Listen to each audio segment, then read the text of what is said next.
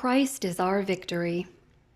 Daily meditations on great texts from the Book of Books. March 5th. Envy destroys. Let us not be desirous of vain glory, provoking one another, envying one another. Galatians 5:26.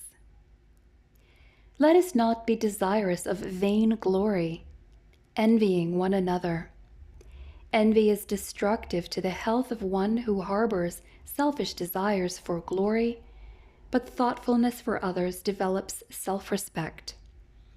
The Grand Hall in Florence, Italy, was to be redecorated, and the city council asked Leonardo da Vinci, the most famous artist of the time, to prepare sketches and plans for the proposed project. The councilmen were delighted with his suggested sketches and were about to accept them without question. However, one of the councilors had heard of a young man named Michelangelo and brought his work to the attention of the committee.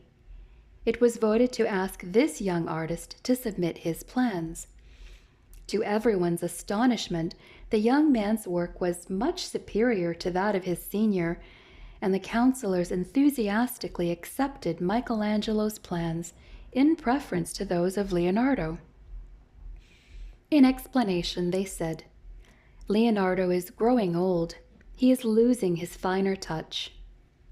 This was intended as a kindly recognition of his past greatness, but Da Vinci was envious of the youthful genius who was a threat to his popularity, and he became deeply depressed. He spent the rest of his days in gloom and discouragement. How much happier he might have been had he recognized his limitations and congratulated his successor.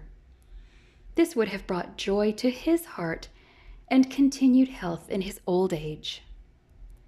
Seeking selfishly to be popular or to call attention to one's abilities invariably leads to bitterness and disappointment.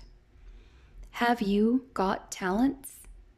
It is your duty to cultivate them that you may bring enjoyment to others, but not glory to self.